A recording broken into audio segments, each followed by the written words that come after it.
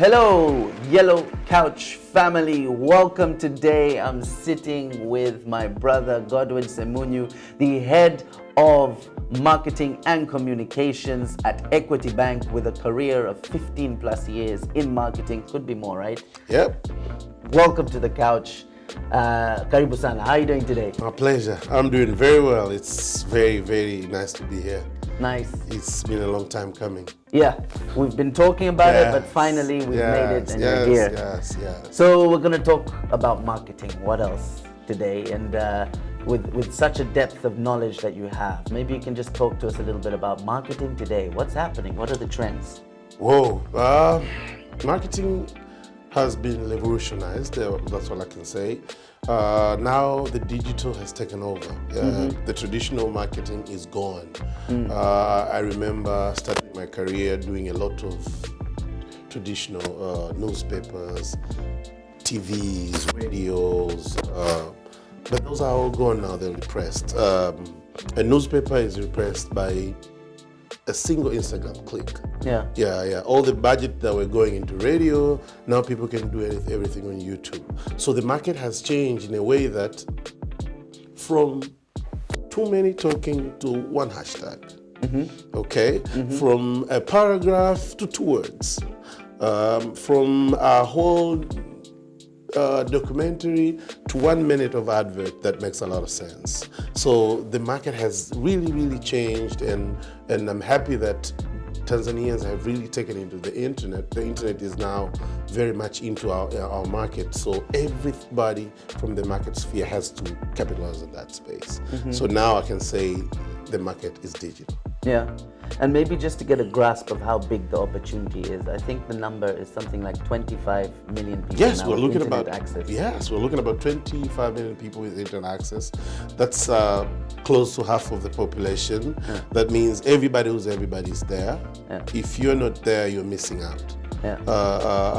I was telling you earlier that some few years back I was abroad in a certain country. People are giving free newspapers.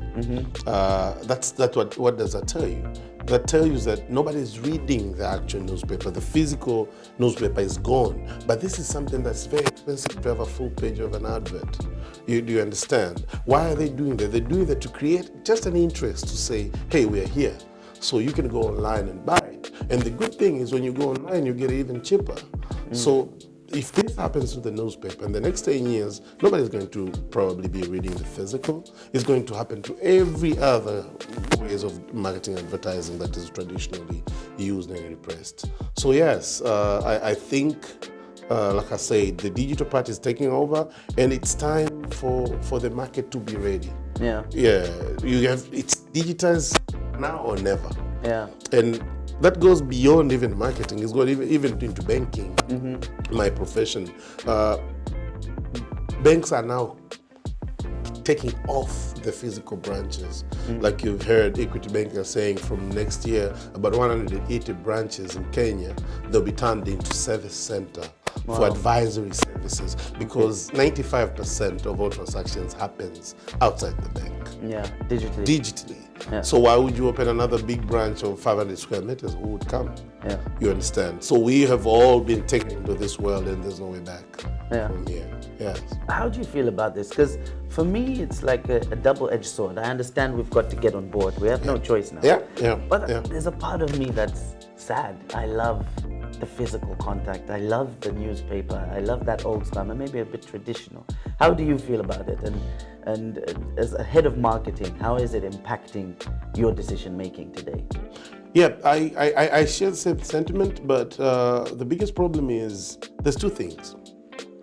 First of all, we have a very young nation. 75% of Tanzanians are below 45 years of age.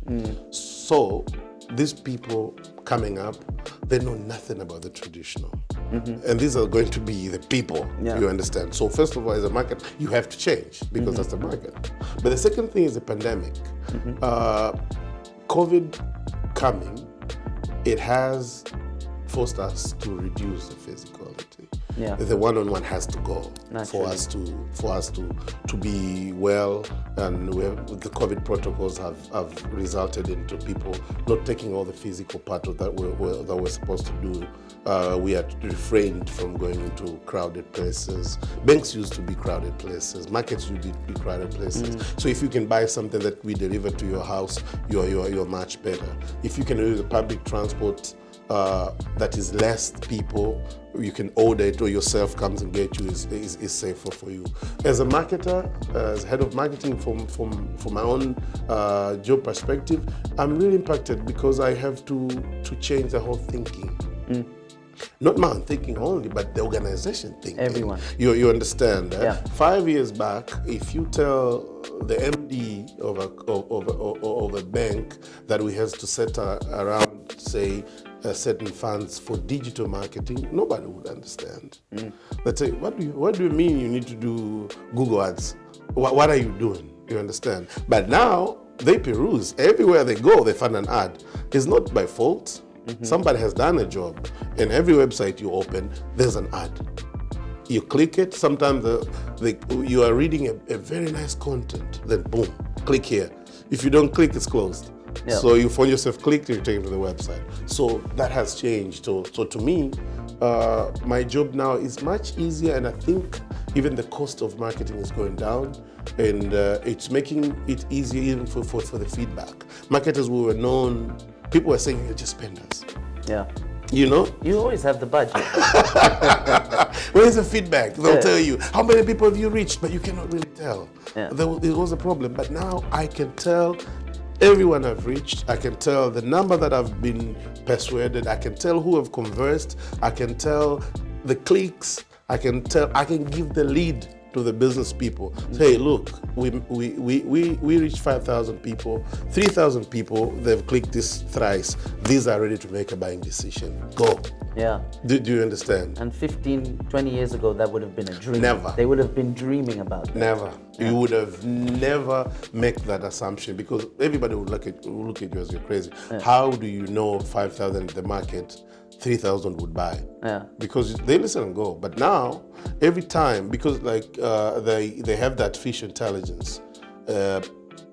If you go online, for instance, today and say banking in Tanzania, right? The search engine will automatically give you all the banks that's there. But the paid one will make Equity Bank there.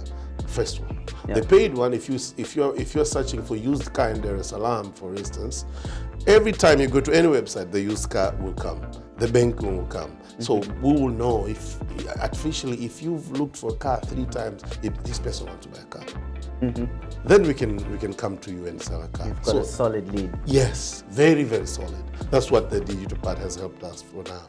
So what's going to happen to Mabango, as we always say? Because I drive down New Bagamoyo Road, and sometimes I see some sad frames with nothing there. What happens to them next? You know, interestingly, they have to adapt, because you look around. For instance, in Dar es Salaam, I will not say the actual price, but it's very expensive to fly to an ad in Dar es Salaam. But your target market in Dar es Salaam is the traffic hours in the morning and traffic hours in the evening, and probably 1 hour in the morning from 6:30 to 7:30, and 1 hour in the evening, 6 to 7:30. But all this time of the day, you don't really have value for the money.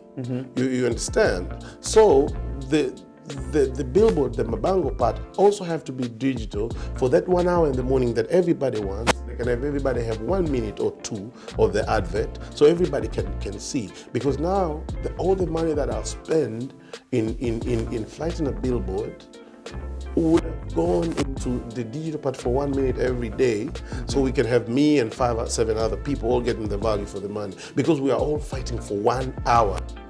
You miss it, you're gone. You understand? I think you know when you drive around Dar es Salaam at 12 p.m., the road is empty. So when you do speeding, it's like going to the airport. If you speed to the airport, you rarely have time to read the billboard to the airport. Flash. Yes, so it has to be quick. Yeah. So I think the billboard now, it's time. They also have to go digital. I see they're doing now, they're coming up. But it has to be more. It has to be in a way that it's also static and moving.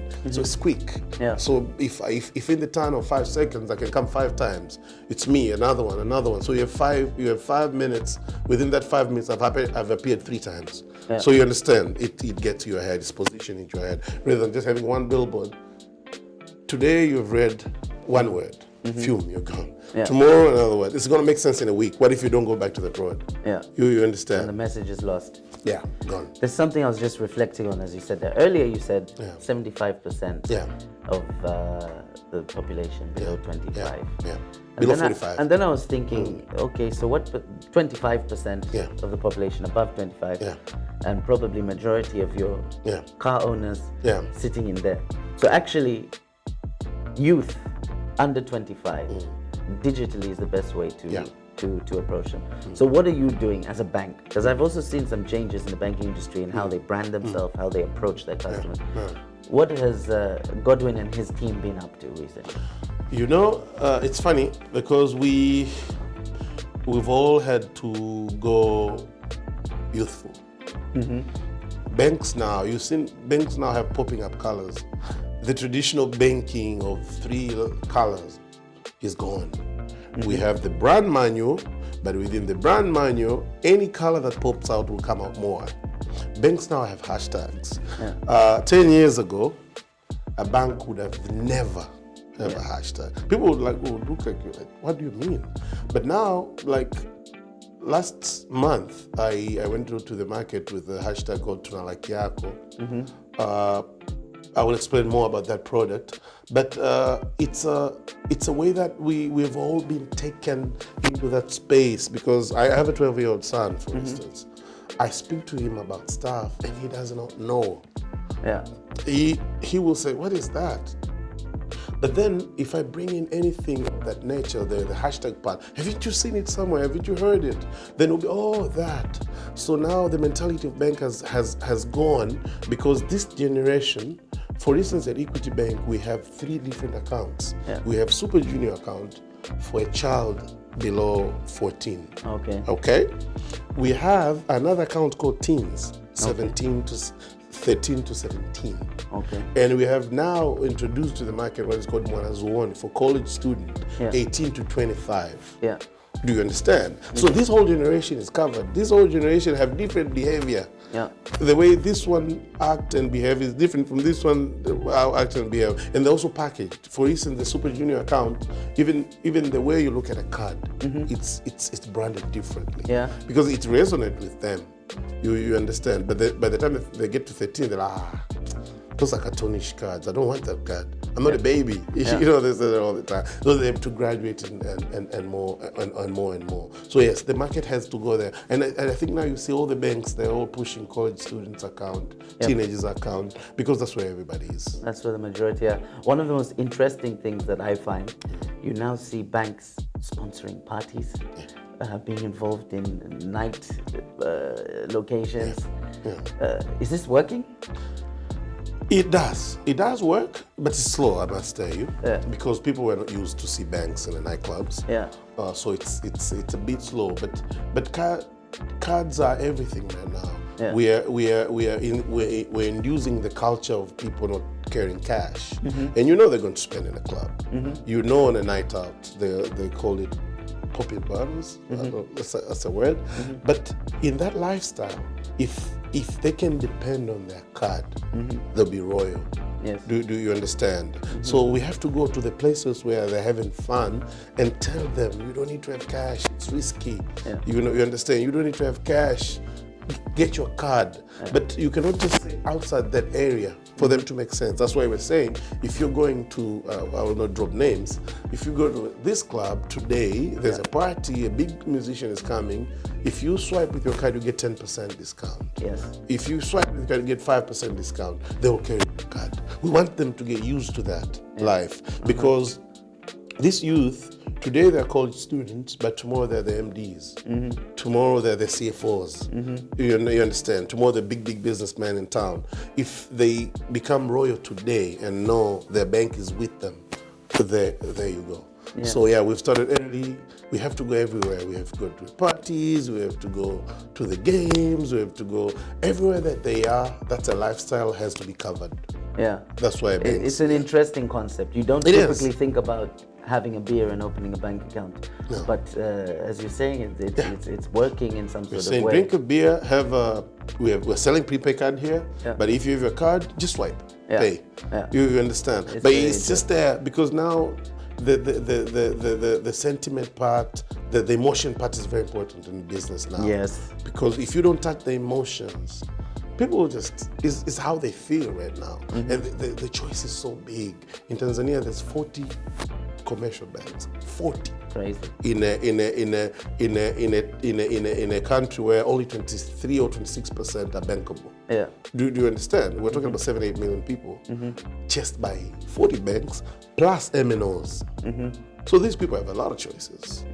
You have to play with their emotion. You have to understand what they want. We're saying customer-centric. Customer-centric is doing what exactly a customer wants. Yeah. If you miss it, somebody else will do exactly what they'll beat you to it. I wanted to touch on, I saw you recently do some university visits, I believe. Yes. Yeah, talk to us about that. How was that? Interesting. So that is called Mwanazuoni campaign. So at Equity Bank this year we've launched, this year, for instance, there's about, if I'm not mistaken, about 200,000 students from college and higher learning institutions. So even UDOM has 15,000 students registered. So this is a very different segment of customer. They have their needs differently. So at Equity Bank, we came up with what is called Mwanazuoni account. It's an account for college students, of which apart from what everybody else is having, we realized that their spending behavior is top when they get the boom of money from parents and the loved ones, and then they go all the way down. Spend to the end, and then we wait for another boom. Okay, so what we said, we came up, we say, at this time, where you get to the end of your spending cycle, we have something called an OD, like Yako. We are putting 100,000 more in your account that you can spend while you're waiting for the second boom. Okay, so the campaign was called Tuna Like Yako. We were telling them, don't worry. We know you want to spend. Spend. But when you get to the end, there's 100,000 for you. Okay, so we'll open an account for them. We'll give them our cards. We'll give them an extra 100,000 that can spend at that time. When the next boom comes, we'll take it. And then we'll flash it. So we went around. We went to UDOM. We were successful there, a lot of accounts, went to Mzumbe, and we went to University of Dar es Salaam. So what we did differently. It's a campaign that, apart from just going to the college and opening, in the evening we'll have a social gathering of where we can just tell them, come, you win a Mwanazuoni t-shirt, Mwanazuoni cap, Mwanazuoni hat, and we took it further. We've also started what is called Zuoni clubs. And that Zuoni clubs in every university, when you have a Mwanazuoni account, you automatically get into Zuoni Club, of where there'll be so much things that are coming. I'm actually going to launch it next year. You have free downloadable books. You can have so many inspirational talks. You can meet your heroes. Something big, but we want to create a society where maybe 3 or 5 years from today, someone will say, I'm a Zuoni. Do you understand? We want people to identify themselves with that. So yes, we've gone to all these 3 colleges. This was a trial year. I'm hoping next year we'll be able to go to every college and tell them about this. No. I really appreciate that you've shared that, because it's so important, giving back to the youth and those in universities. They want someone to look up to. They want to understand that we also went through the same route. But if I know exactly, I used to be broke 2 weeks to go to the end of semester, I can help another and tell you, what, just there's 100,000 here for you. Kuna laki yako. Just leave, be you. But then there's this, you'll pay with the next installments. So I can tell you're passionate about marketing. I mean, you're raring to go. Where's this passion come from? I think I was raised in I'm coming from background of a family of civil servants. My parents were civil servants. So, and with the civil servant families, it's own made. Do you understand? If you have a parent who is a civil servant, they have a way of, they made themselves. I'm not sure if I'm making that sense. Yeah. So I was raised to understand that everything is earned. Okay. So I mold myself in that if I'm going to take a project, I have to see to the end. One writer has said, no matter what it is, finish your plate. Yeah. Do you understand? Yeah. So I always look, my passion is into finishing the plate that is on my table. If I have a project, if I have a job, I was speaking to you earlier that when I went to college, I wanted to do law. Yeah. I'd go to the college, registered, the first week of orientation, met all my friends and I said, maybe I should do something else. Then I took the business classes and started marketing. Here I am today, but I still have passion for law too. I read books about law. I have so many friends into that fraternity. So I think my passion is mostly by how I was raised. I was raised in a family that nothing was given. Yeah. And there was no silver spoon, silver plates, but we of which I think it shouldn't really be about the family. You could also take it from yourself, but you have to understand that you have to finish your plate. You're there, finish your plate, finish your job, finish the task, go for it. And it's out there, it's very competitive. Yep. You cannot just go half-hearted. Yeah. You understand? So maybe I've answered your question correctly there. I think I'm very passionate because I want to see the end of everything that I'm starting. Whether it's me and you debating about football, you win today, I'll go do my research tomorrow, I'll find a way to start the same conversation again and say, you know what, yesterday you said this, but I was here. That's how I would always take that on. Yeah. No, that's great to be able to push something through to the end, and then you get the ultimate satisfaction of enjoying that. Yes. So in the spirit of getting to know you better, I think it's about time we jump into our next part of the discussion, which is the trivia section. So we hope to just get to know you a little bit deeper as well. So Godwin, can you describe your perfect Sunday? Yes. So my perfect Sunday is going to church. I pray at the Oceanic Church in the city and do brunch with family, whatever it is. I'll go home, usually by 12. We have a tradition of having pilau in our family. Okay, so there's brunch and pilau. Yeah, if I don't, the brunch will come, pilau will come 3-ish, and then I'll take a nap. And from 4, when I wake up, it's football with family. I watch all the games until 21 hours I go to bed. That's a Sunday. Who do you support? Of course I support Arsenal, but what do you mean who? Pole sana. Pole sana. I'm your rival. I'm a Chelsea fan. Oh, yeah, Chelsea. Oh, it's your year, bro. So it happens. It's a cycle. Yeah. You get back to where You'll be back in 10 years or so. With time, yes. Coffee or tea? Coffee. Okay. What time do you wake up in the morning?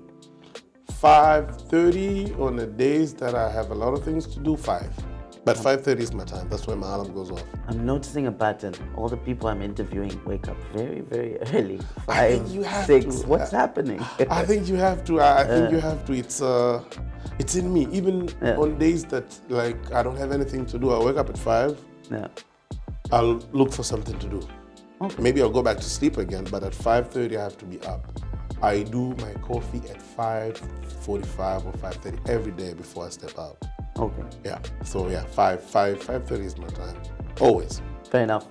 Final question. What is one piece of advice you can give to a young marketeer who's either just left uni or is early in their career and is like, I want to be a head of marketing one day? Yeah, so I think I'll give two. First of all, I would say, as a young marketer, do not try to be more than your competitor. Don't do things better than your competitor. Do things differently. Get out of the comfort zone, get out of the shell. You will only survive in this market by being different.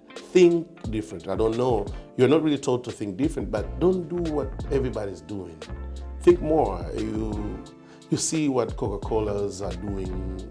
They spend a lot of time in their research. Research and development is important. So do your research. See what your competitors are doing. Do things differently. And second advice I'll give to all the marketers out there, finish your plate. If you take a project, go to the end of it. There's a lot of lesson in failing. There's a lot of lesson in taking beatings. Take your beatings. Take your beatings and lessons. You'll be beaten. I'll guarantee you. The competitors will come stronger. They'll beat you, but do not give up. Finish your plate. You step down 3 times, wake up 4. You fall down, wake up again. You will get it right. So I'll say, don't do things better than your competitors, but do things differently. And lastly, I'll say, finish your plate. So there you have it. Be creative and don't be scared of taking a beating. Thank you guys for watching this show of The Yellow Couch. It's been a pleasure hosting you, Godwin, and I'm sure a lot of people have learned a lot from you today. Thank you. My pleasure. Thank you very much. Thank you so much. If you'd like to just subscribe, comment, let us know who you want to see next, and we'll bring them onto The Yellow Couch. Talk soon.